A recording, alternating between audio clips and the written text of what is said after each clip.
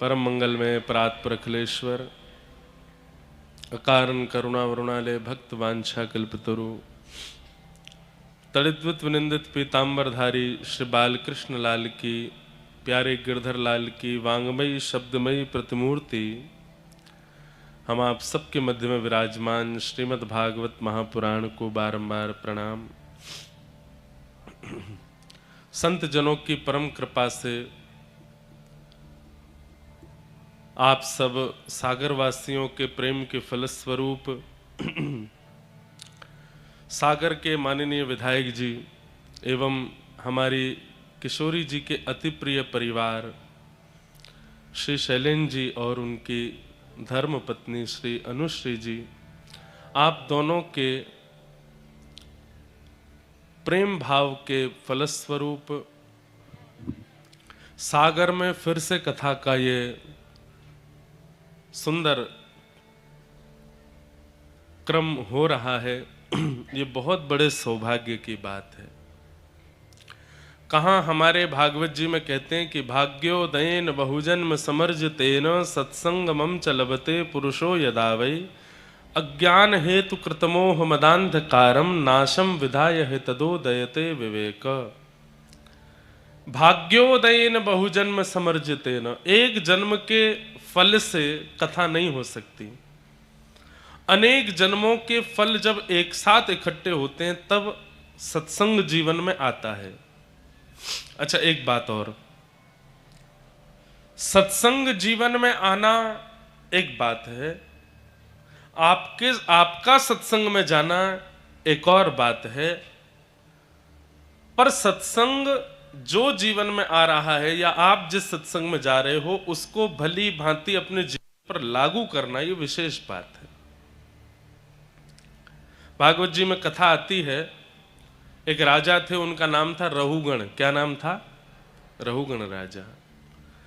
ये राजा रहुगण नित्य कथा सुनने के लिए जाते थे, नित्य, एक दिन भी बेनागा नहीं होता था।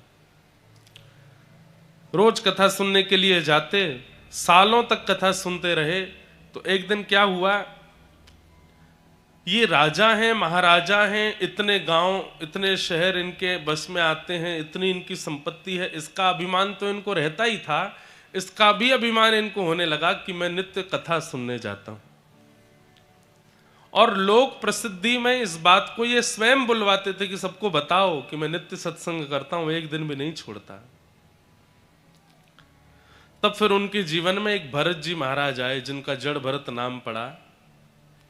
ऋषभदेव भगवान के 100 पुत्रों में प्रथम पुत्र भरत जी, और वही जब अपने तीसरे जन्म में प्रकट हुए तो उनका नाम हुआ जड़ भरत। तो श्री जड़ भरत जी महाराज ने जाकर के इनका ये मान दूर किया कि भाई तुम कथा सुनने जाते हो, इसका भी तुमको अभिमान है। इसका मतलब क्या है? तुम कथा में जाते हो पर कथा में बताएगा सत्संग तुम्हारे जीवन में नहीं आता, इसलिए तुमको अभिमान हो रहा है, मान हो रहा है। अनेक जन्मों के पुण्य जब एक साथ इकट्ठे होते हैं तब गुरु की आज्ञा मानने का हमारा मन होता है। आज YouTube के माध्यम से, सोशल मीडिया के माध्यम से कथाओं का प्रचार बहुत हो रहा है, सत्संग का प्रचार बहुत हो रहा है, पर मानते कितने हैं, ये बड़ी बात है। लोग अपनी स्थिति के अनुसार कथा को सुनते हैं। कई बार व्यक्ति के जीवन में क्या चल रहा है ये पता करना हो तो उसका स्टेटस चेक करो।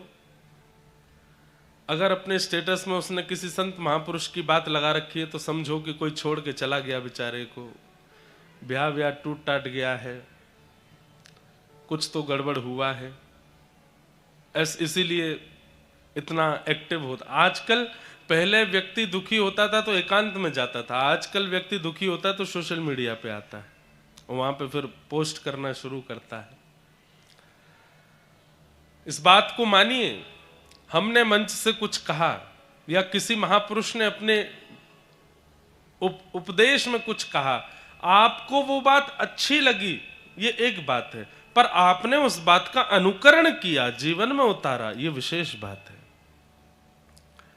और अनुकरण बिना हरि कृपा के नहीं होता, बिना पूर्व जन्मों के पुण्यों के नहीं होता। हमारी प्रार्थना अनुकरण कीजिए, जो सुनते हैं उसको जीवन में लागू कीजिए। एक सेठ जी थे, नित्य कथा सुनने जाते थे। तो व्यास जी ने उनसे कहा कि तुम तो रोज आते हो कथा में, हमने देखा है इतने सालों से हर कथा में तुम आते हो, पर कभी अपने साथ अपने परिवार के लोगों को नहीं लाते। तुम्हारा एक बेटा भी है, उसको भी लाया करो। तो सेठ जी बोले, मैं डर के मारे नहीं लाता। क्यों? कहीं उसको वैराग्य हो गया तो कथा सुन करके। और सेठ जी ने कहा, कहीं कथा उसको लग गई तो व्यास जी बोले, इसका मतलब तुम पहले ही निश्चित होके आते हो कि तुमको कथा लगे ना, कहीं कथा तुमको पकड़ ना ले, कहीं ये व्यास की वाणी तुम्हारे चित्त में कोई प्रभाव ना डाल दे, तुम पहले ही इसका चिंतन करके आते हो, तो फिर आते ही क्यों कथा में? कल अपने पुत्र को लेके आना। अगले दिन सेठ जी अपने पुत्र को लेके गए। तो व्यास जी संभवतः कथा में एक बात कह रहे थे कि गौ, ब्राह्मण और अग्नि, इन तीनों का एक ही गोत्र होता है। गौ, ब्राह्मण और अग्नि, इन तीनों का एक ही गोत्र होता है। इन तीनों को आप जो भी अर्पित करते हो वो ठाकुर जी को पहुंच जाता है। तो सेठ जी का पुत्र बैठा बैठा सुन रहा था। उसने कहा, बहुत बढ़िया बात बताई महाराज जी ने, गौ, ब्राह्मण और संत, इन तीनों को जो भी प्रदान करो ठाकुर जी को पहुंच जाता है। अगले दिन वो बालक कथा में नहीं गया, परचूने की दुकान थी, अपनी दुकान पर जाके बैठा तो एक गाय आ गई। और गाय आकर के दुकान में जो दाल चावल आदि सब रखे थे सब खाने लगी। सेठ जी का पुत्र बोला, बहुत बढ़िया, भगवान के पास जा रहा है, सब देते जाओ, इसी को देते जाओ। सब खवा दिया उसको। शाम को सेठ जी जब कथा से लौट करके आए तो दुकान पर आकर के देखा बहुत सारा सामान खाली पड़ा है। सेठ जी बड़े खुश हुए, वाह बेटा, आज तो बड़ी कमाई हुई, बड़ा विक्रय हुआ। बोले, पिताजी कमाई नहीं हुई, विक्रय नहीं हुआ, गैया आई थी, गैया आकर के सब खा गई। तो तूने भगाया क्यों नहीं? बोले, मैंने इसलिए नहीं भगाया, कल कथा में सुना था कि गौ, ब्राह्मण और अग्नि तीनों भगवान के पास पहुंचा देते हैं, तो मैंने सोचा हमारे घर के, हमारी दुकान की दाल, हमारे दुकान के चावल आदि सब सामग्री अब ये वैसे तो भगवान के पास पहुंचे नहीं पहुंचे, गैया के माध्यम से चली जाए, इसलिए मैंने नहीं भगाया। सेठ जी घबरा गए, बोले, कथा लग गई पुत्र को। कई लोग इसी डर से कथा में आते भी नहीं कि कहीं हमें लग ना जाए, कहीं हमारे जीवन पर उसका बहुत विशेष प्रभाव ना हो जाए। नहीं, सत्संग सुनना एक बात और उसका जीवन में पालन करना ये विशेष बात है। यहां एक बार कथा कराने को हम मानते हैं कि भाग्योदयेन बहुजन्म समर्जितेन, अनेक जन्मों के भाग्य उदित होते हैं, तब कथा का क्रम, कथा जीवन में आती है।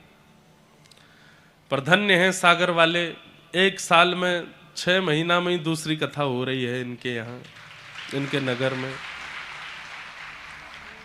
हमको तो कमरा भी हमारा वही है, घर भी हमारा वही है जहाँ हम पिछली बार रुके थे, मौसम भी हल्का हल्का वैसा ही है। बल्कि जनवरी में जो कथा हुई उसमें थोड़ी गर्मी थी, थोड़ा गर्म हो रहा था माहौल, अब की बार थोड़ा ठंडा है। हमें तो ऐसा लग रहा है कि बस वो कथा परसों ही पूरी हुई है, कल से दूसरी कथा शुरू हो गई है। लग ही नहीं रहा कि 6-7 महीने निकल गए। खूब बढ़िया लगा, दोबारा सागर में आने का अवसर प्राप्त हुआ। ऐसे विधायक सबको प्राप्त हों जो कथा ही करवाते रहें। मध्य प्रदेश शासन के कैबिनेट मंत्री श्री नारायण कुशवाहा जी पधारे हैं, उनका बहुत बहुत अभिनंदन, बहुत बहुत स्वागत। तो हम क्या कह रहे थे, ध्यान से सुनो। श्रीमद् भागवत में एक श्लोक है और उस श्लोक में एक बहुत सुंदर बात कहते हैं, किसको जीवन में संबंधी बनाना चाहिए और किसका त्याग करना चाहिए। वास्तव में हम अभी कुछ दिन पहले कटनी आए थे, कुछ दिन पहले, 5 दिन पहले ही कटनी में 3 दिन का एक उत्सव था, वो करके यहाँ से गए। तब भी हमने एक बात कही थी और आज भी हम पुनः इस बात को दोहराएंगे। हम अभी जब वापस वृंदावन गए तो हमको 2-4 लोगों ने पकड़ा भी उस बात को लेके, पर हमने कहा भाई देखो जो फैक्ट है हम तो व्यासपीठ से वही बोलेंगे। मध्य प्रदेश की जनता में प्रेम है, भक्ति है, पर यहाँ के राजतंत्र करने वाले, राज शासन करने वाले नेताओं में भी भक्ति है। इस बात से हमको बड़ी प्रसन्नता होती है। हमारे उत्तर प्रदेश में सामान्य से वार्ड मेंबर भी अगर कथा में आते हैं तो इतना हल्ला करते हुए आते हैं, पता चल जाए कि कोई आए हैं। पर मध्य प्रदेश की कथा में मुख्यमंत्री भी आते हैं तो इतनी शांति से आके बैठ जाते हैं कि कहीं कथा में विक्षेप ना हो। ये बहुत बड़ी बात है। वहां मुख्यमंत्री जी पधारे थे, यहां भी संभवतः पधार रहे हैं, और पहले ही बोल देंगे कि हमको एक ऐसा समय बता दीजिए कि हम आवें तो कथा में विक्षेप नहीं होवे। इतना विचार अगर इतनी बड़ी पदवी पर बैठे लोग करने लग जाएं तो समझ जाइए कि वो राज्य अच्छे हाथों में है, उस राज्य का विकास मंगलमय होगा। गुरुर न शस्यात् स्वजनो न शस्यात् दैवम न तस्यात् जननी न तस्यात्। बहुत सुंदर श्लोक है और इस श्लोक में यही बात बताई जा रही है कि किसका त्याग करना चाहिए और किसको स्वीकार करना चाहिए। तो त्याग की बात जब आती है तो उसका त्याग करो जिसके जीवन में आने से ठाकुर जी दूर हो जाएं, और उसको स्वीकार करो जिसके आने से ठाकुर जी जीवन में आ जाए। गुरुर न शस्यात् स्वजनो न शस्यात् पिता न शस्यात् जननी न शस्यात् दैवम न तस्यात् न पतिश्च शस्यात् न मोचयेत् समुपैत मृत्यु। बहुत ध्यान से सुनिएगा। आप लोगों ने इतनी कथा सुनी, चलो आपकी थोड़ी परीक्षा लेते हैं।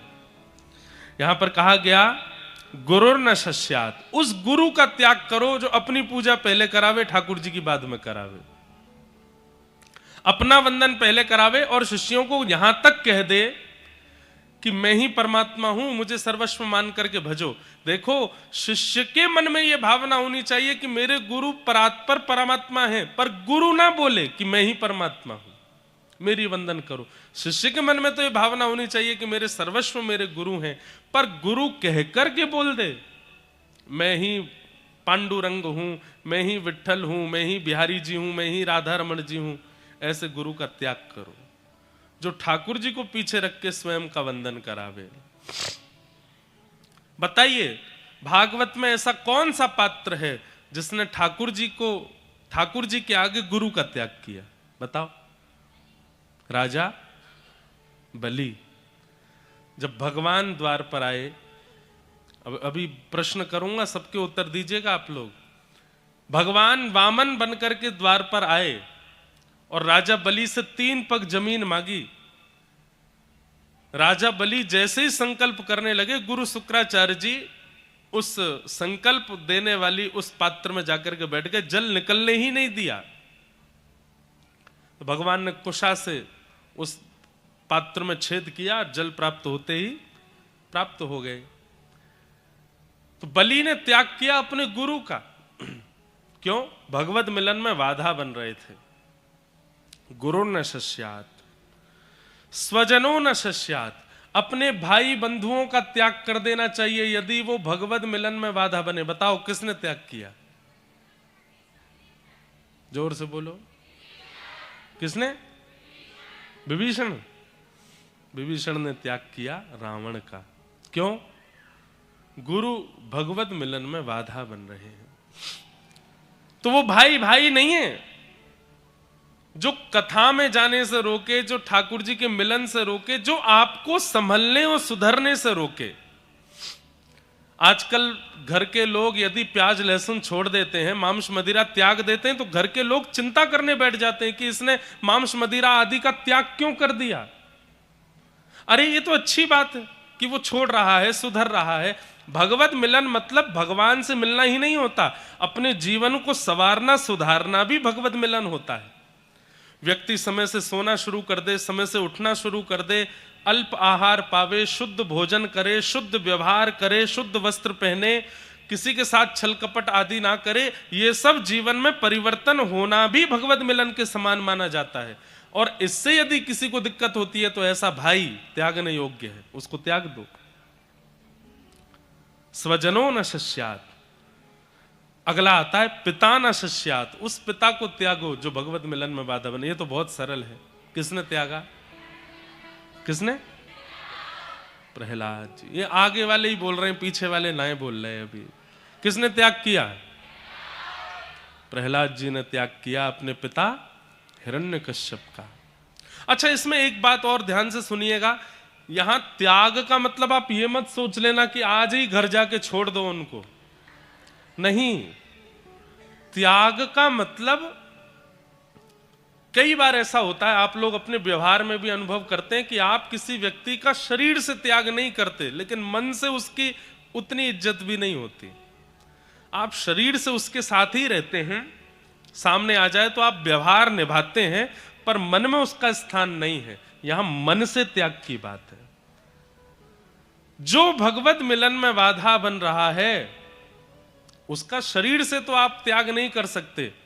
हां, मीराबाई जैसी स्थिति हो जाए, कबीरदास जैसी स्थिति हो जाए, उतनी स्थिति में आ जाओ तो कभी शरीर से त्याग का भी एक रूप आ जाएगा। और एक बात बताऊं, शरीर से आप मत त्यागो, आप स्वयं का निर्माण ऐसा कर लो कि वही आपको त्याग दें, वही आपसे कहें भैया जय सिया राम बनो। आप तो केवल मन से उनका, मन से दूरी बना लो, भैया हमारी ऐसी राम राम है, आपसे जब मिलोगे तो खूब गले मिलेंगे, खूब आपको देखेंगे, आपसे भोजन भी पूछेंगे, लेकिन चले जाओगे तो मन में कोई क्षोभ नहीं होगा कि भाई तुम चले क्यों गए। मन से त्याग। तो उस गुरु का त्याग करो जो भगवत मिलन में बाधा बने। कैसे? मन से। दूसरी बात, उस परिवार का त्याग करो जो भगवत मिलन में बाधा बने, मन से। उस पिता का त्याग करो जो भगवत मिलन में बाधा बने। प्रहलाद जी ने त्याग किया हिरण्यकश्यप का। जननी न शस्यात, उस मां का त्याग कर दो जो भगवत मिलन में बाधा बने। किसने त्याग किया था? भरत जी महाराज ने अपनी मां कैकेयी का त्याग किया। क्यों? राघव जी से मिलन में बाधा बनी है। दैवम न तस्यात, उन कुल देवी देवताओं का परित्याग कर दो जो भगवत मिलन में बाधा बने। देवता अलग वस्तु है, भगवान अलग वस्तु है। कुल देव, ग्राम देव, इष्ट देव ये अलग हैं, और भगवान तो सर्वव्यापक है, सबके हैं। भगवान सबके होते हैं। किसने त्याग किया देवता का? है किसने? कथा सुन के आए हो पहले। ब्रजवासियों ने त्याग किया किसका? इंद्र का। और कब त्याग किया? जब भगवान गिरिराज पूजन के लिए गए हैं और वहां इंद्र ने आक्रमण कर दिया ब्रजवासियों पर, तब गिरिराज पूजन के समय पर ब्रजवासियों ने देवता का त्याग किया। क्यों? भगवान से मिलने में बाधा बन रहा है। दैवम न तस्यात न पतिश्च शस्यात, उस पति का त्याग करो जो भगवत मिलन में बाधा बने। किसने? किसने? ये नहीं बता पाए हो। किसने त्याग किया? व्रज की गोपियों ने। जब रास का समय आया और रास के समय पर भगवान ने वेणु का नाद किया है, तब वही गोपियां अपने अपने पतियों को छोड़ करके गई हैं रास करने के लिए। पतिश्च शस्यात। और कई पतियों ने तो अपनी पत्नियों को कमरे में बंद कर लिया कि तुम जाके तो दिखाओ कैसे जाओगी। तो उन्होंने अपने शरीर से आत्मा का त्याग कर दिया शरीर छोड़ करके आत्मा रूप धारण करके भगवान से मिलने को पहुंची। पतिश्च सस्यात् पत्नीश्च सस्यात्, उस पत्नी का त्याग करो जो भगवत मिलन में बाधा बने। बताओ किसने त्याग किया? पत्नी का त्याग किसने किया? किसने? समझ नहीं आया। किस? कृष्णदास है?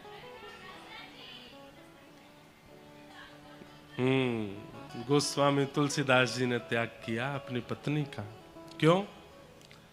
अब देखो यहां पर हम लोग बात कह रहे हैं भगवत मिलन में बाधा, पर एक बात आपने समझी, जितनों के हमने नाम लिए त्याग के बाद ही ठाकुर जी मिले इनको। जब त्याग किया तभी ठाकुर जी की प्राप्ति हुई। गोस्वामी तुलसीदास तो पहले से ही तुलसीदास हैं, लेकिन जिस समय अपनी पत्नी के व्यवहार के कारण निकल गए घर से, उसी समय वह तुलसीदास निखरे और राम जी को मिले। सीधी बात, जो भगवत मिलन में बाधा बन रहा है वो हमारा है ही नहीं। पति वही, बहन वही, भाई वही, पिता वही, पत्नी वही, माता वही, स्वजन वही, गुरु वही, जो हरि सो मिलावे। सागर के लिए हम एक बात और जोड़ सकते हैं, विधायक वही जो हरि सो मिलावे।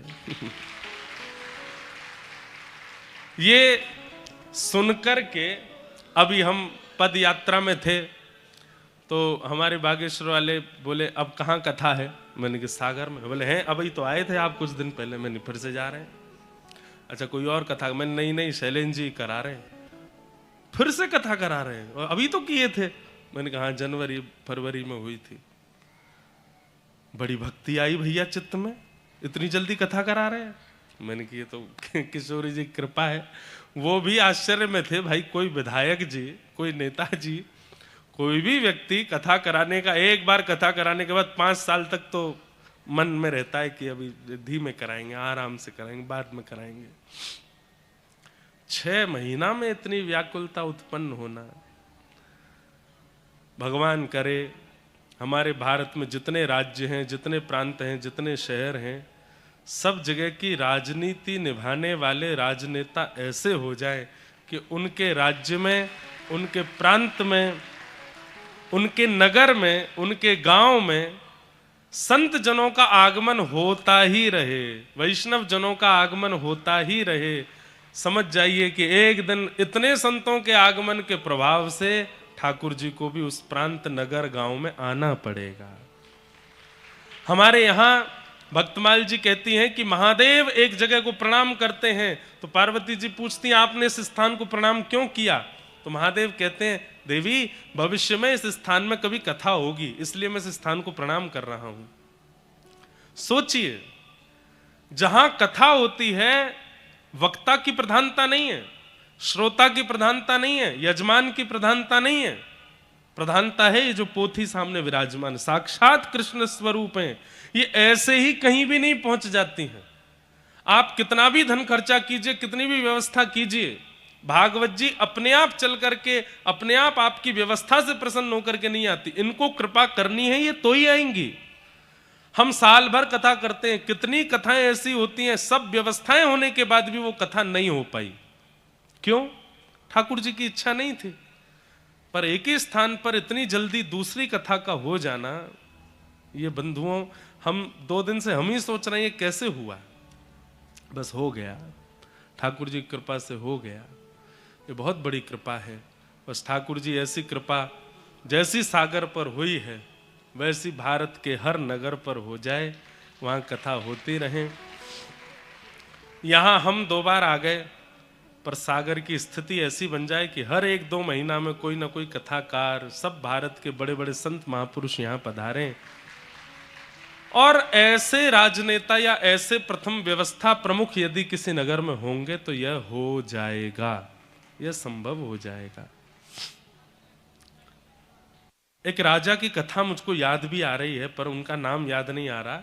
एक राजा थे ऐसे, उन राजा ने, अब एक राजा की तो कथा चलो जिनकी याद नहीं है उनका कल बताऊंगा, पर एक राजा तो आपके मध्य प्रदेश में ही थे, ओरछा के राजा, जिनका नाम था मधुकर शाह। क्या नाम था? मधुकर शाह। मधुकर शाह राजा ने तो ओरछा के परकोटे में अपनी सेना लगा रखी थी, और सेना के हाथ में कोई तलवार नहीं, धनुष बाण नहीं, कुछ नहीं। हाथ में एक थाली दे रखी थी जिसमें चंदन, रोली और दीपक है, और दूसरे हाथ में माला है। पूरी सेना के लोग हाथ में दिया और माला लेकर के खड़े रहते थे, और दूरबीन लगा करके दूर दूर देखते रहते थे।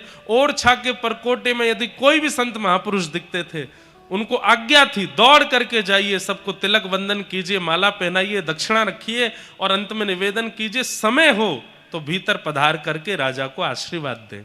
यदि समय ना हो तो वो वहीं से प्रसाद पाके प्रस्थान करें।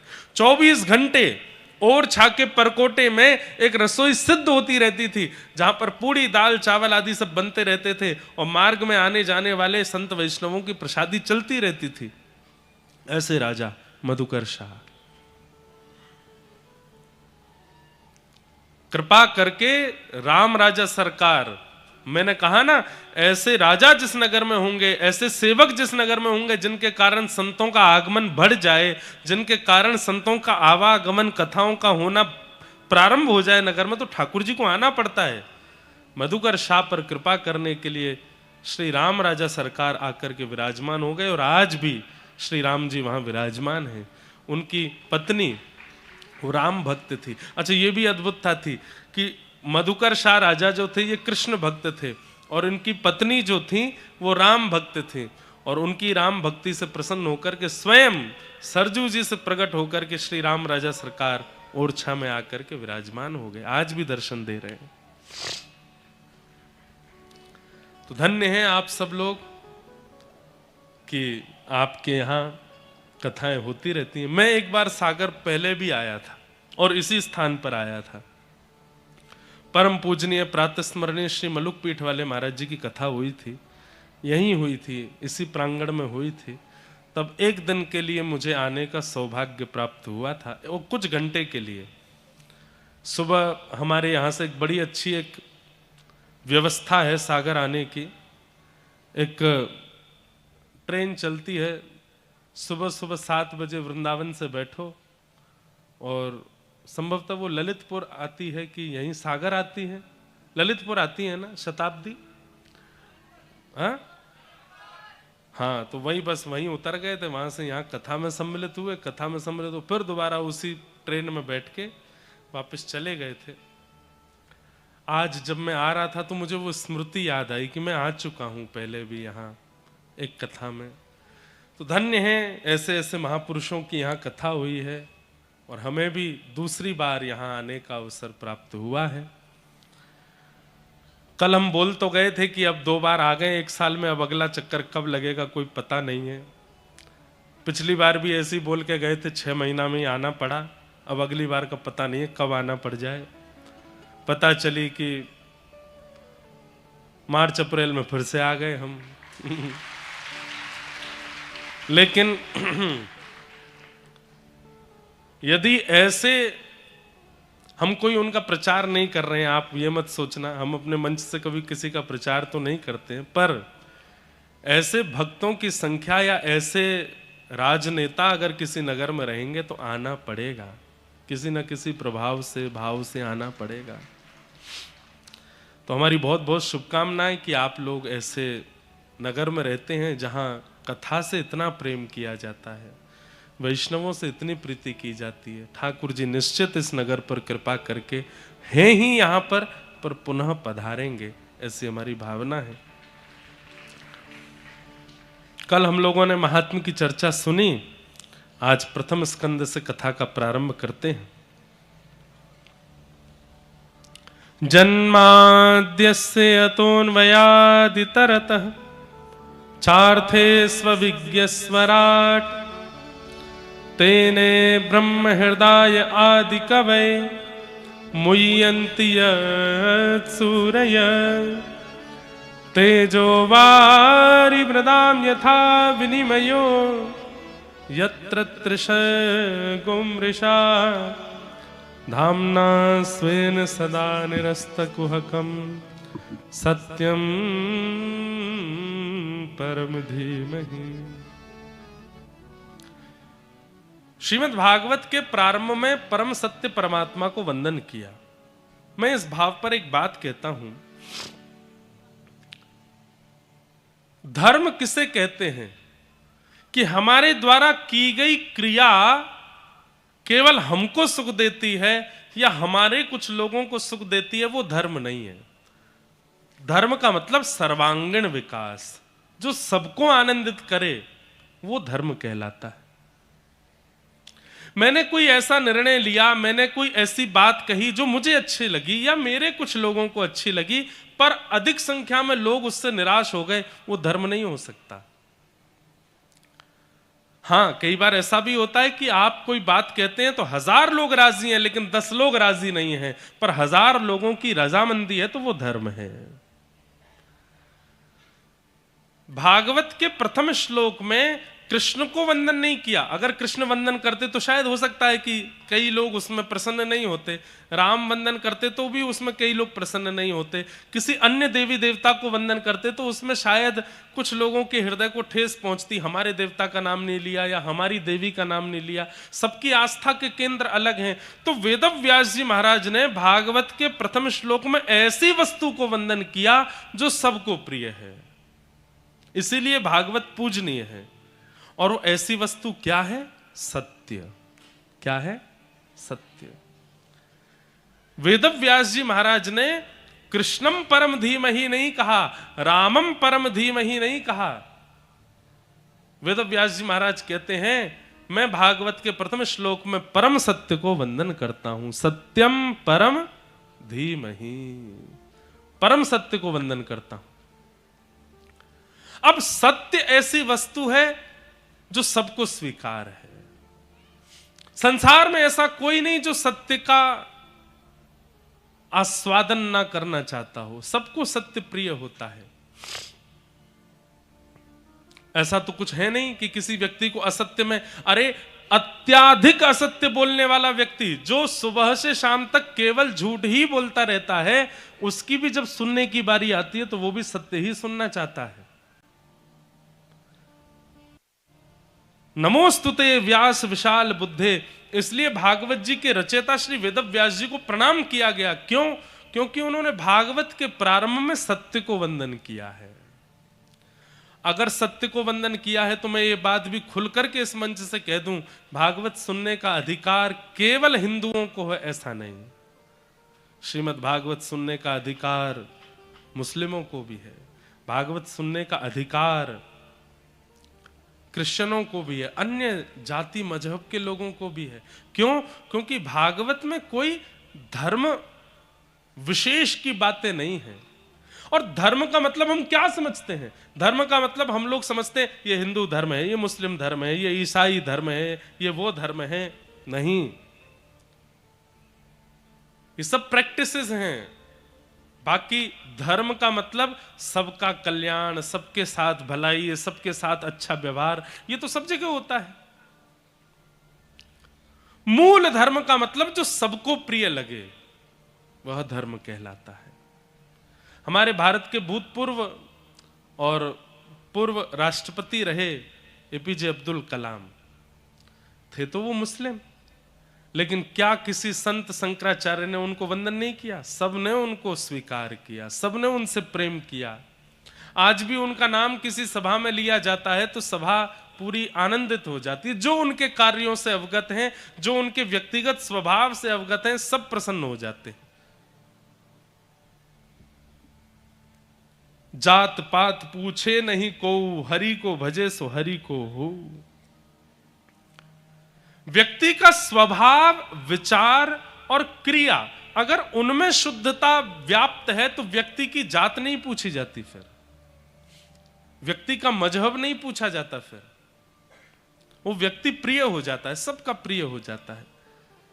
व्यक्ति की क्रिया, स्वभाव और विचार यदि दूषित होते हैं तो पूछा जाता कौन है? बोले वो है। अरे ऐसे तो सबरे ऐसे ही होते हैं, ये तो सारे इस कौम के सारे लोग ही ऐसे होते हैं, फिर ऐसे बात बना दी जाती है। अपने विचारों से, अपनी क्रियाओं से, अपने स्वभाव से यदि आप पवित्र हैं तो जाति के बंधन को आप अपने आप तोड़ देते हैं, उससे आगे निकल जाते हैं। सत्यम परम धीमहि, ऐसे परम सत्य को हम प्रणाम करते हैं। श्रीमद् भागवत में सत्य को वंदन किया गया। एक बात बहुत ध्यान से सुनिएगा बंधुओं, हमारे शास्त्र आज्ञा करते हैं सत्य बोलो, पर कैसा सत्य बोलो? बोले प्रिय सत्य बोलो। सत्यम ब्रूयात प्रियम ब्रूयात, जो प्रिय लगने वाला हो ऐसा ही सत्य बोलना चाहिए। जो किसी को अप्रियता का अनुभव कराता है उस सत्य को बोलने के लिए भी मना किया गया है। अब इतना तो आपको अधिकार, इतना तो आपको समझना पड़ेगा कि सत्य कहां बोलना है, कैसे बोलना है, कितना बोलना है। कई जगह पर सत्य नहीं भी बोलना चाहिए, मौन रहना ही अच्छा होता है, और कई जगह पर सत्य बोलना चाहिए पर प्रिय लगने वाला सत्य बोलना चाहिए। अब किसी के लिए आप अपनी बेटे का संबंध लेकर के गए, अब उनकी पुत्री आपको पसंद नहीं आई, मान लो किसी कारण से नहीं आई, अब आप वहां पर अगर सत्य बोल देंगे कि आपकी कन्या ऐसी है, हमको अच्छी नहीं लगी, हमको उसका रूप रंग अच्छा नहीं लगा या बात, तो फिर ये सत्य बोलना अच्छा नहीं। वहां पर आपको सत्य तो बोलना है लेकिन प्रिय होकर के बोलना है, ऐसे तरीके से बोलना है कि उनको बुरा ना लगे। ये सत्संग सिखाता है कि सत्य कहां, कितना और कैसे बोलना चाहिए। कई जगह पर सत्य बोलना भी घातक हो जाता है। प्रिय सत्य बोलो, जो सबको प्रिय लगता हो, जो सबको अच्छा लगता हो। ऐसे परम सत्य को हम वंदन करते हैं, प्रणाम करते हैं। भागवत के द्वितीय श्लोक में विषय अधिकारी संबंध और प्रयोजन की बात की गई। सबसे पहला, भागवत का विषय क्या है? जिस कथा को सुनने के लिए आप लोग जनवरी में आए थे और अब पुनः नवंबर में आए हो, इस कथा का विषय क्या है? तो कहते हैं धर्म प्रोजित केतवोत्र परमो निर्मत्सराणां सतां वैद्यं वास्तवमत्र वस्तु शिवदं तापत्रयोन्मूलनम्। श्रीमद्भागवते महामुनिकृते किं वा परेरीश्वरः सद्यो हृद्यवरुध्यते त्रिकृतभिः शुश्रूषुभिस्तत्क्षणात्। बहुत ध्यान से सुनिएगा, भागवत का विषय क्या है कि धर्म प्रोजित केतवोत्र परमो, सुनने वाले के चित्त में परम धर्म की इच्छा प्रकट हो जाए। परम धर्म किसको कहते हैं? तो धर्म और परम धर्म में एक अंतर है, बहुत ध्यान से सुनिएगा। मुझे भूख लगी है, मुझे खाना चाहिए, ये धर्म है। मुझे नींद आई है, मुझे सोना चाहिए, ये धर्म है। सुबह हो गई है, उठ करके मुझे स्नान करना चाहिए, धर्म है। अब स्नान ध्यान करके माता पिता को प्रणाम करना चाहिए, धर्म है। अपने कार्य के लिए निकलना चाहिए, परिश्रम करके धन कमाना चाहिए, धर्म है। यश कीर्ति वैभव इन सब के लिए मुझे प्रयासरत रहना चाहिए, धर्म है। मानव कल्याण, जीव कल्याण, परिवार कल्याण के विचार चित्त में आने चाहिए, सब धर्म है। तो फिर परम धर्म क्या है? जहां शरीर की चिंता ना करके हम शरीर के अंदर विराजमान उस दिव्य आत्मा की चिंता करते हैं, इसका कल्याण कैसे हो, वो परम धर्म है। अभी आप शरीर का चिंतन करते हैं, उसको सुलाते हैं, खिलाते हैं, नहलाते हैं, धुलाते हैं, चलाते हैं, धन कमाते हैं, सब काम शरीर से करवाते हैं। यश कीर्ति वैभव आदि सब शरीर के लिए करते हैं। लेकिन जब शरीर की चिंता समाप्त हो जाती है और अंतस्थ विराजमान उस दिव्य आत्मा की चिंता शुरू हो जाती है, इसका कल्याण कैसे हो? अब मैं 28 वर्ष का हो गया, अब मैं 30 वर्ष का हो गया, अब 40 मेरी उम्र हो गई, अब मैं 45 का हो गया, 50 का हो गया, क्या मैं भी केवल हंसता खेलता कार्य करता, दुख सहता, धन कमाता, गरीबी देखता हुआ एक दिन मैं भी मर जाऊंगा?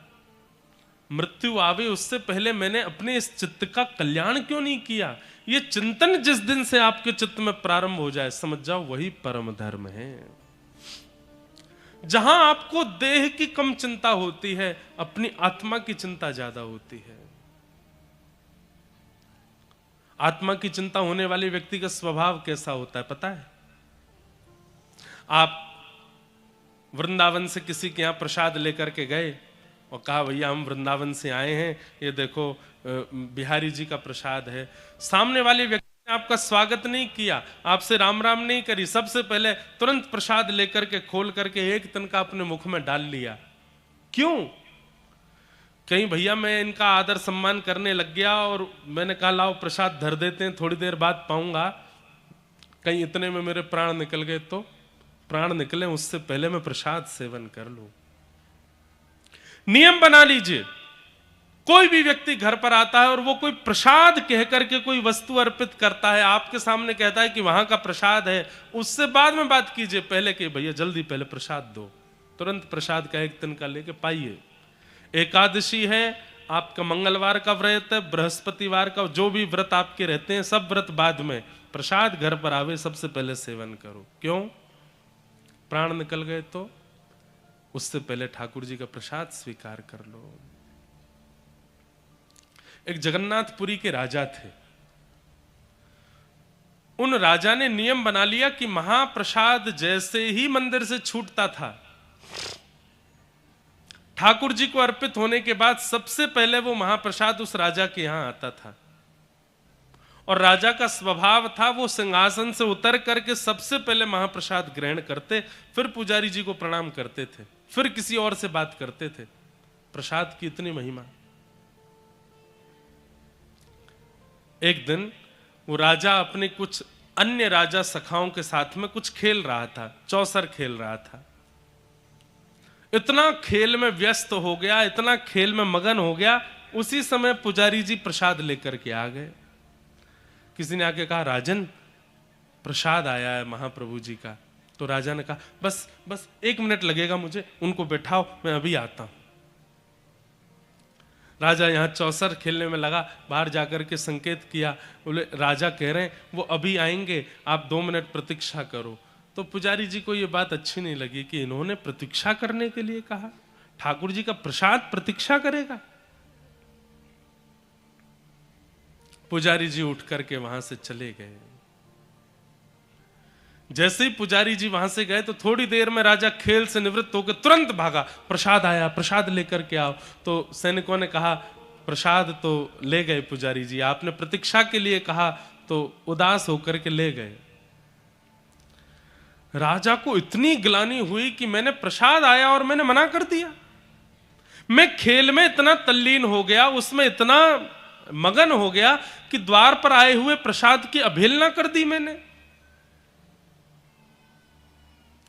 अपने हाथ को देखने लगा, इसी हाथ से मना किया था मैंने, अब ये हाथ मेरे अंग पर रहने लायक नहीं है, पर अपने आप अपने हाथ को कैसे काटूं? सुनिएगा, बड़ी सुंदर कथा है। तो राजा ने क्या किया, एक दिन बड़ी चिंता में सभा में बैठा था, तो मंत्री जी ने पूछा राजन आप इतनी चिंता में क्यों बैठे हो?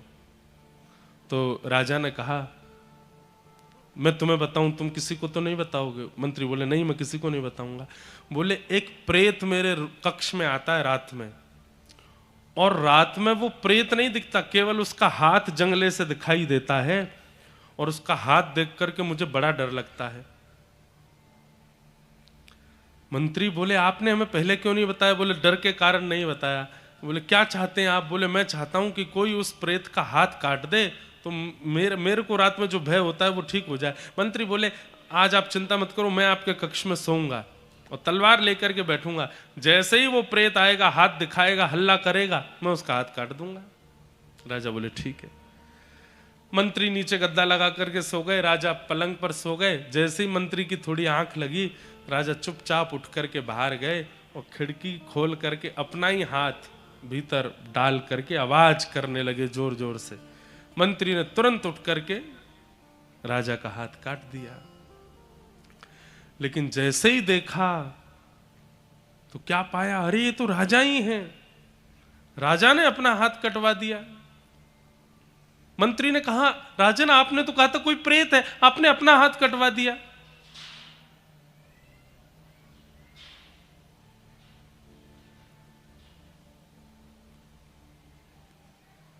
लगी तो नहीं बालक को? हाँ ठीक है। सब लोग इधर देखो, बोलो वृंदावन बिहारी लाल की। इतना वैराग्य भी मत लाओ माताएं, बालकों को अभी से ही छोड़ दो, जा बेटा।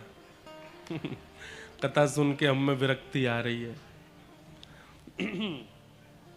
राजा ने अपना हाथ कटा दिया, और जब कटे हुए हाथ से राजा जगन्नाथ महाप्रभु का दर्शन करने के लिए गए और कहा, भगवान यही एक अपराध मुझसे हुआ कि मैंने खेल में तल्लीन होकर के आपके प्रसाद को अस्वीकार किया।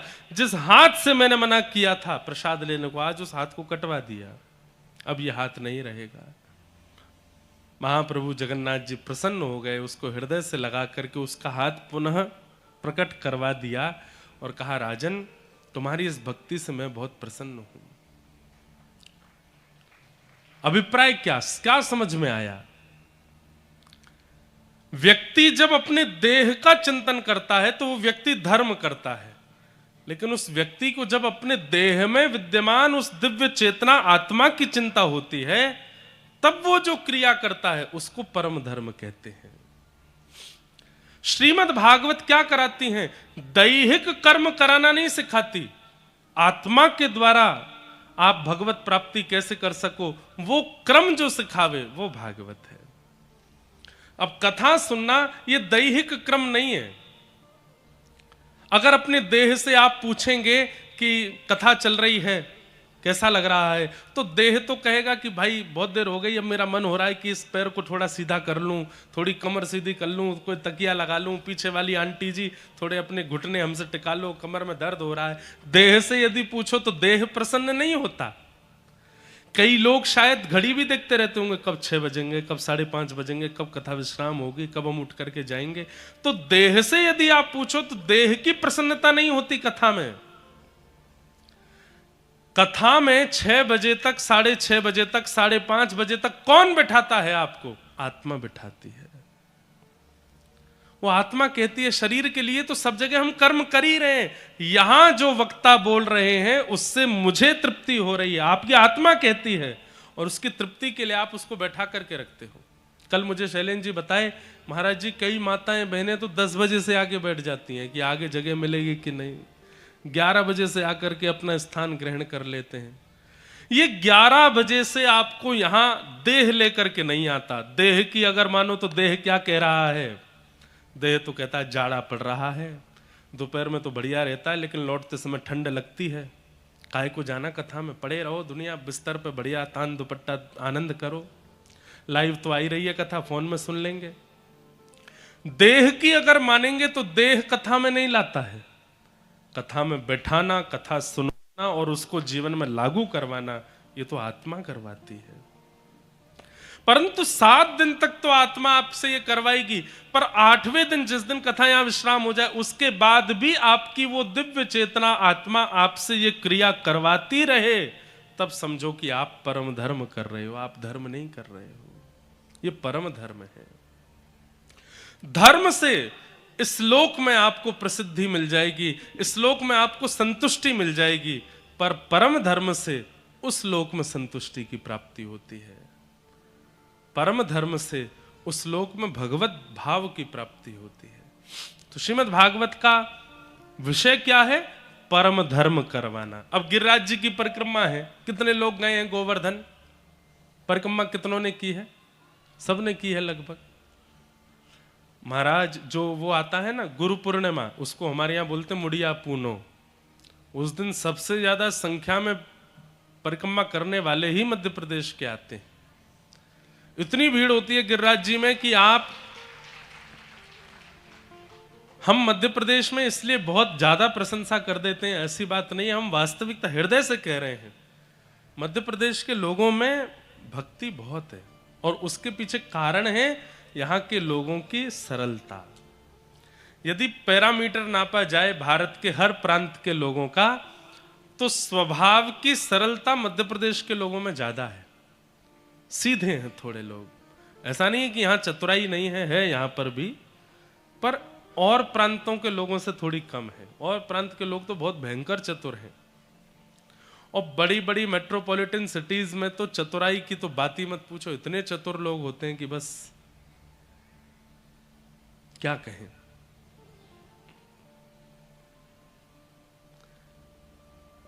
कैसे चतुर होते हैं, अपनी गाड़ी पे लिखवा देंगे पूर्व विधायक, और पूर्व विधायक के नीचे लगवा देंगे उनके पड़ोसी। पूर्व विधायक बड़े अक्षरों में सबको लगे पूर्व विधायक है, नीचे पता नहीं उनके पड़ोसी हैं। किसके पड़ोसी? बोले पूर्व विधायक के। तो ऐसी चतुराइयां संसार के लोगों में हैं, पर मध्य प्रदेश के लोगों में थोड़ी सरलता सहजता ज्यादा है। इसीलिए आप देखेंगे हर गांव हर नगर, हमने तो अनुभव कर लिया कितनी कथाएं मध्य प्रदेश में होती हैं, साल भर में सब जगह कथा, 3-4 कथा मध्य प्रदेश में तो हो ही जाती हैं। और जहां कथा होती है वहीं पास में ही कोई या तो देवी या हनुमान जी का मंदिर होगा ही होगा। और वो देवी हनुमान जी का मंदिर वो किसी ना किसी की सिद्धता जरूर करते होंगे। जैसे कोई हनुमान जी का मंदिर होगा, उस हनुमान जी के मंदिर की प्रसिद्धति ऐसी होगी कि यहाँ मंगलवार को ऐसा करने से ऐसा हो जाता है। देवी का मंदिर होगा, बोले यहाँ पे घंटा चढ़ाने से ये होता है, यहाँ चुनरी चढ़ाने से ये होता है। और वहाँ महाराज भीड़ लाखों की तादाद में, हर मंदिर में भीड़। मतलब इसको लोग गलत तरीके से ना समझें कि महाराज जी कहीं हमारी वो तो नहीं कर रहे, हंसी तो नहीं बना रहे मध्य प्रदेश। नहीं, आप ये विचार कीजिए कि इतनी संख्या में देवी और देवता और विशेष रूप से हनुमान जी और देवी यहां प्रकट हैं क्योंकि ये भूमि उनको प्रिय है, मध्य प्रदेश प्रिय है। इसीलिए सबसे ज्यादा हनुमान जी के मंदिर यही है, सबसे ज्यादा देवियों के मंदिर भी यही है, और सब सिद्धि प्रदान करने वाले हैं। क्यों? क्योंकि यहां के लोगों में सहजता है, सरलता है, विश्वास है। एक और बात, सहज व्यक्ति, सरल व्यक्ति, स्वभाव का मधुर व्यक्ति तभी हो सकता है जब उसके चित्त में विश्वास होगा। अगर किसी के चित्त में विश्वास नहीं होता तो भी वो सहज, विश्वास नहीं है मतलब क्या है? अविश्वास है। अविश्वास होता है तो व्यक्ति चतुर होता है, शक की स्थिति आ जाती है, वो दिन भर बस ओवर थिंक करता रहता है, अच्छा ऐसा है तो ऐसा है, ऐसा है तो ऐसा। लेकिन विश्वासशील व्यक्ति जो होता है वो ज्यादा चिंतन नहीं करता, बस मान लेता है। तो परम धर्म की स्थिति जीवन में प्रकट होना, यह भागवत जी का विषय है। आप देह की चिंता कम करने लगे हैं, अब अपनी आत्मा की चिंता ज्यादा करते हैं, तो आप परम धार्मिक हो। दूसरा आता है निर्मत्सराणाम सताम। मैंने कई बार कथा सुनाई है, मध्य प्रदेश के ही जबलपुर के पास में एक सज्जन हुए, उनका नाम था भोलानाथ जी। क्या नाम था? भोलानाथ। वही कालांतर में बाद में उनका नाम हमारे वृंदावन में पड़ गया भोरी सखी। क्या पड़ गया? भोरी सखी। और ये भोरी सखी उनका नाम किशोरी जी ने स्वयं प्रकट होकर के रखा, राधा रानी ने उनका नाम रखा भोरी सखी। तो भोलानाथ जी जो थे, ये जब वृंदावन जाकर के रहने लगे और यमुना जी के तट पर राधा रानी को रो रो करके बुलाते थे, जब राधा रानी को पुकारते थे, तब किशोरी जी ने राधा वल्लभ जी के गोस्वामी जी से कहा कि हमारे राजभोग के थाल को ले जाओ और सेवा कुंज में एक भोलानाथ जी करके व्यक्ति हमारी याद में रो रहे हैं, उनको भोजन पवा देना। तो जब राधा वल्लभ जी के गोस्वामी प्रसाद का थाल लेकर के आए, तो भोलानाथ जी प्रसाद का थाल देख करके और जोर से रोने लगे। तो पुजारी जी बोले, अरे ये तो सौभाग्य की बात है कि किशोरी जी चिंता करके तुम्हारे लिए प्रसाद भिजवा रही हैं और तुम और रो रहे हो, क्यों? तब वो भोलानाथ जी क्या कहते हैं कि उनको मेरे देह की चिंता हुई, उनको मेरे पेट की चिंता हुई, उनको मेरी जीव की चिंता हुई कि पेट भूखा है, जीव में स्वाद नहीं गया, देह जर्जर हो रहा है। उनको मेरे मन की चिंता क्यों नहीं हुई कि मैं मन से कितना व्याकुल हो रहा हूं? उनको मेरी आत्मा की चिंता क्यों नहीं हुई कि मैं किशोरी जी के दर्शन करने के लिए कितना उतावला हो रहा हूं? मुझे इस बात से और रोना आ रहा है कि मेरी आत्मा की चिंता किशोरी जी को नहीं हुई, मेरे पेट की चिंता हुई, इसलिए भोग का थाल भेज दिया। आत्मा की चिंता होती तो स्वयं किशोरी जी चल करके आ जाती। इसे कहते हैं परम धर्म, जहां देह की चिंता प्रधान नहीं है, आत्मा की चिंता प्रधान है।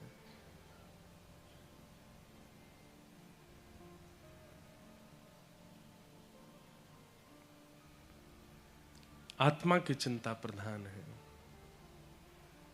ऐसे श्री भोलानाथ जी हुए।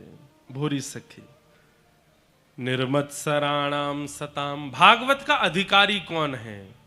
किसको अधिकार है कथा सुनने का? तब कहते हैं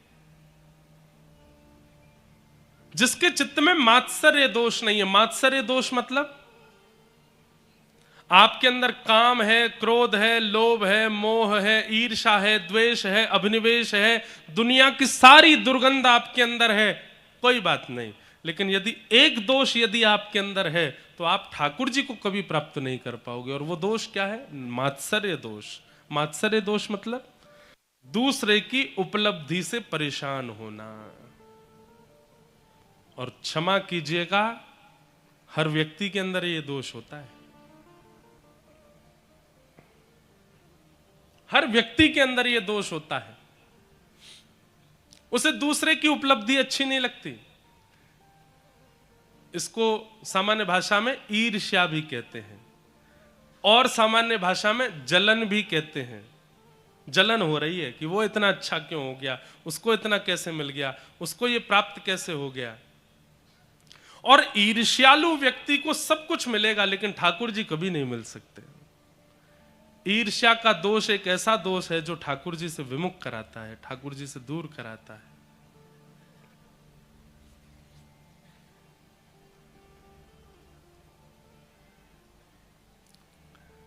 ईर्ष्या का दोष नष्ट किया जाए। निर्मत्सराणाम सताम। बंधुओं क्या करें, कैसे ईर्ष्या जावे? कथा सुनो। और मैं तो कहता हूं पहले दिन की कथा सुनो। जिसकी ईर्ष्या होती है चित्त में, उन सबका चिंतन कर लो अभी। किन किन को देख करके ईर्ष्या होती है, किन की प्रसिद्धि उपलब्धि सुनकर के ईर्ष्या होती है। आपका पड़ोसी है, परिवार का है, दूर का संबंधी है, जो भी है उसका चिंतन करो। और चिंतन करके भागवत जी से प्रार्थना करो, हे भागवत जी कृपा करना, अगर हमें जीवन में दर्शन देना चाहते हैं ठाकुर जी, तो 7वें दिन जब कथा पूरी हो उस दिन ये ईर्ष्या नष्ट हो जाए, उस दिन ये ईर्ष्या चली जाए चित्त से।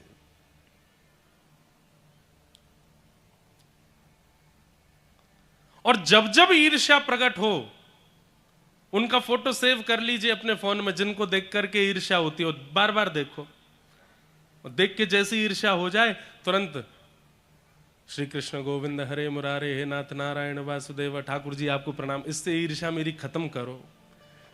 लोगों से कहो इसकी बातें मुझे सुनाओ, इसकी उपलब्धियां मुझे बताओ। और जब लोग कहें ईर्ष्या हो, ईर्ष्या के साथ साथ तुरंत, भाई बुखार आने पर ही पैरासीटामोल ली जाती है, ईर्ष्या हो तुरंत भगवान नाम गाने लग जाओ। 7 दिन के अंदर अगर कथा सुनने के बाद ईर्ष्या नष्ट हो जाए, नाच लीजिएगा, अब ठाकुर जी मिलने वाले हैं आपको, क्योंकि ईर्ष्या चित्त से चली गई है।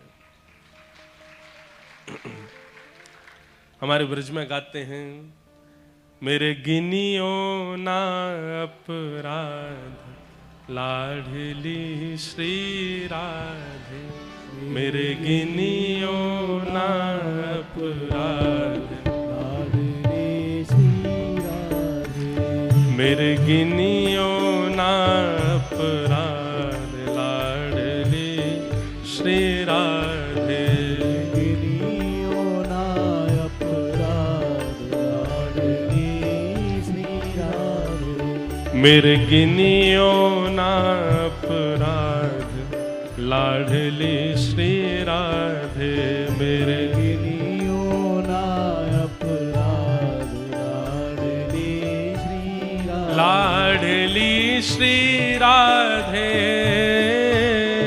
लाडली श्री राधे, लाडली श्री राधे, लाडली श्री राधे, ओ लाडली श्री राधे, लाडली श्री राधे, मेरे गिनियो ना जी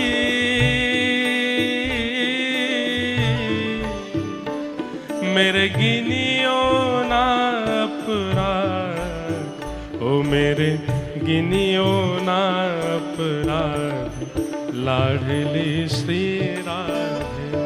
मेरे गिनियो ना अपराध, लाडली श्री राधे। ओ मेरे गिनियो ना अपराध, लाडली श्री राधे।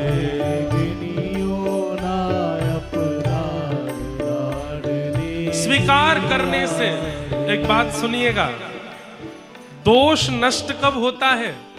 स्वीकार करने से दोष नष्ट होता है। आप मान लेंगे कि आप ईर्ष्यालु हैं, आपका ईर्ष्या कम हो जाएगी। आप मान लेंगे कि आपके अंदर क्रोध है, काम है, दोष है, आप उसको दीनता पूर्वक स्वीकार करेंगे तो स्वीकार करने से दोष नष्ट होता है। हम स्वीकार नहीं करते हैं, इसलिए दोष बढ़ता रहता है। हमसे कोई कहते कि भाई तुम्हारे अंदर ईर्ष्या है, हम कहें बिल्कुल नहीं है। अरे तुम उसकी बातें सुन के तुमको जलन होती है, बिल्कुल नहीं होती। तो नहीं स्वीकार करने से दोष और बढ़ता है। सबके सामने स्वीकार करने में अगर लज्जा होती है तो किशोरी जी के सामने स्वीकार करो। यहां बैठा हर व्यक्ति जिसको लगता है कि उसके अंदर दोष है, और जिसको लगता क्या है, इस संसार में कोई व्यक्ति है ही नहीं ऐसा जिसके अंदर कोई दोष ना हो, किशोरी जी के आगे, भागवत जी के इस मंच के सन्मुख बैठ करके आज अपने दोषों को स्वीकार करो और स्वीकार करके उनको नष्ट कर दो। गाइए, मेरे गिनियो ना अपराध, लाडली श्री राधे। मेरे गिनियो ना अपराध, लाडली श्री राधे। ओ माना के मैं पतित बहुत हूँ, माना के मैं पतित बहुत हूँ, माना के मैं पतित बहुत हूँ, माना के मैं पतित बहुत हूँ। ओ माना के मैं पतित बहुत हूँ, माना के मैं पतित बहुत हूँ। हाँ, माना के मैं पतित बहुत हूँ, माना के मैं पतित बहुत हूँ। ऊपर पतित पावन तेरो नाम, ऊपर पतित पावन तेरो नाम, लाडली श्री राधे। पर पतित पावन तेरो नाम, लाडली श्री राधे। ऊपर पतित पावन तेरो नाम, लाडली श्री राधे। पर पतित पावन तेरो नाम, लाडली श्री राधे। ओ मेरे गिनियो ना अपराध, लाडली श्री राधे। गिनियो ना अपराध, गाइए, लाडली श्री राधे, लाडली लाडली श्री राधे, लाडली श्री राधे। ओ मेरे गिनियो ना अपराध, लाडली श्री राधे। मेरे गिनियो ना अपराध, लाडली श्री राधा। रमण लाल की करताल बजा के गाओ।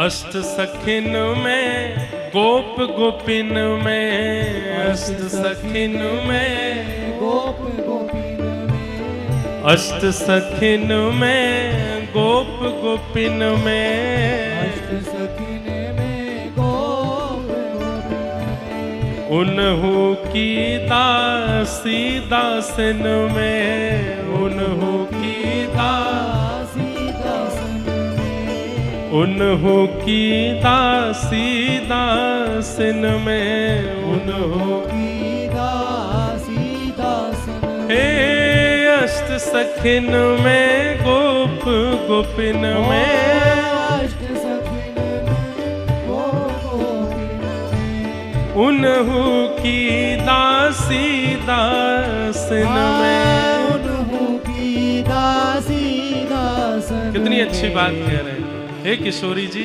या तो अष्ट सखियों में या गोप गोपियों में, और अगर इनमें नहीं हो सके तो उनके जो दास दासियां हैं उनमें।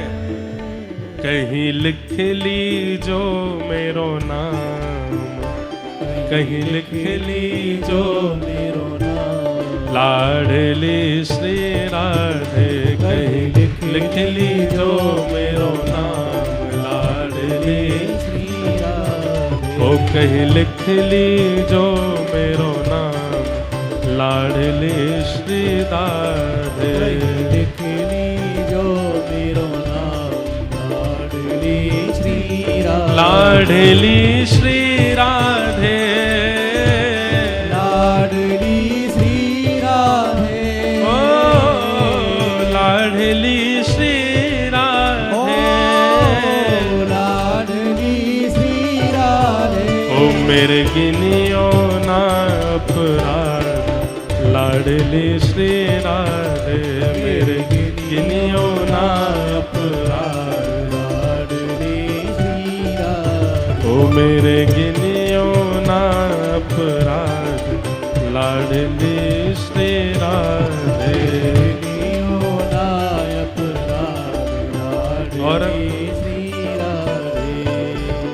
जो तुम मेरे अवगुण देखो, जो तुम मेरे अवगुण देखो, जो तुम मेरे अवगुण देखो, जो तुम मेरे अवगुण देखो, हाँ नेक न देखो, नेक न देखो, नेक न देखो, नेक न देखो, हे जो तुम मेरे अवगुण देखो, जो तुम मेरे अवगुण देखो। ओ श्री जी अब मत देखो, अब मत देखो, श्री जी अब मत देखो, अब मत हे श्यामा जी, देखो।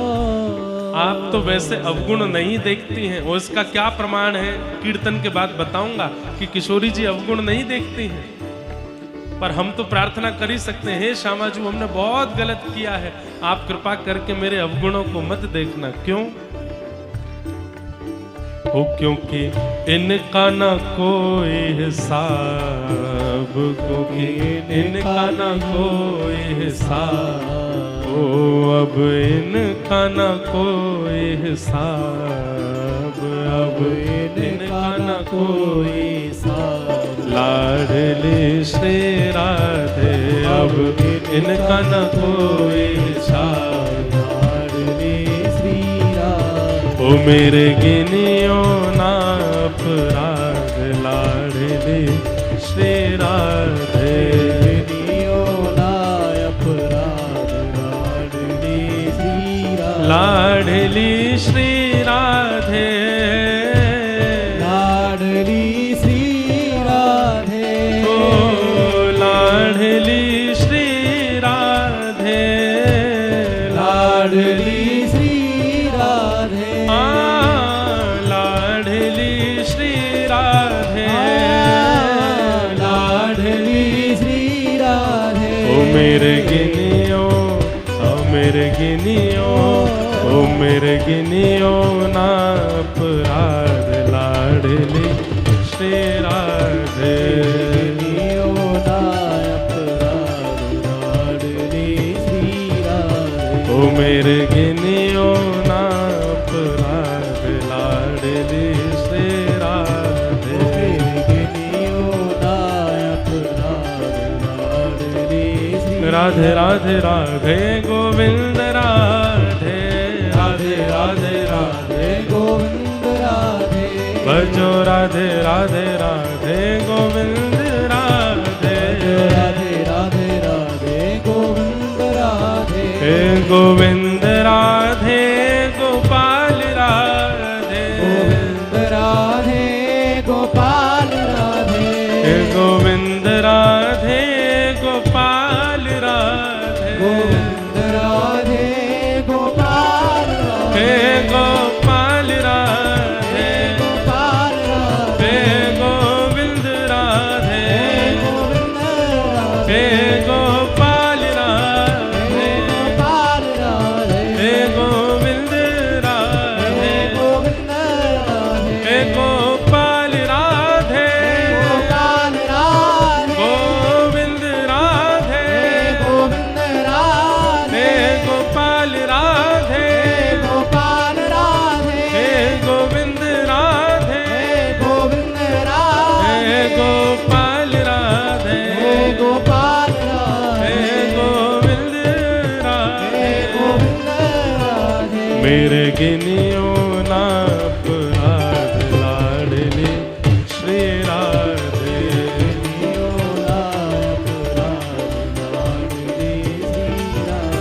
ओ मेरे गिनियो ना अपराध लाडली श्री राधे,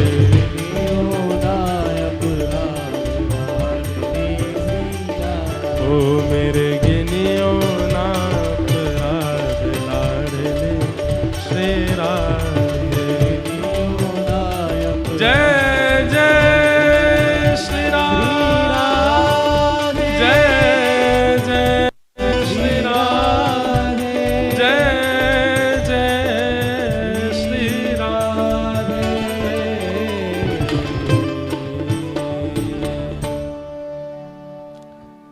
माना के मैं पतित बहुत हूँ, माना के मैं पतित बहुत हूँ, पर पतित पावन तेरो नाम लाडली श्री राधे, पर पतित पावन तेरो नाम लाडली श्री राधे। एक बात कहें बंधुओं, इस संसार में बहुत बुरा कोई नहीं होता, इस संसार में बहुत बुरा कोई नहीं होता। बस एक बात है कि आप थोड़े कम बुरे हो, इसलिए कोई ज्यादा आपको ज्यादा बुरा लगता है। बुरे सब होते हैं, संसार में बहुत बुरा कोई नहीं है, बस आप थोड़े कम बुरे हो, इसलिए आपको वो ज्यादा लग रहा है। बुरे सब होते हैं।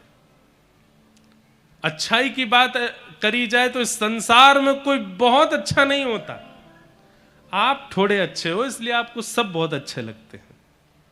ये बात अगर कोई शेर व शायरी लिखने वाला होगा तो इस पर कुछ बना देगा कि संसार में कोई बहुत बुरा नहीं होता, पर आप थोड़े कम बुरे हो, इसलिए आपको कोई ज्यादा बुरा लग रहा है।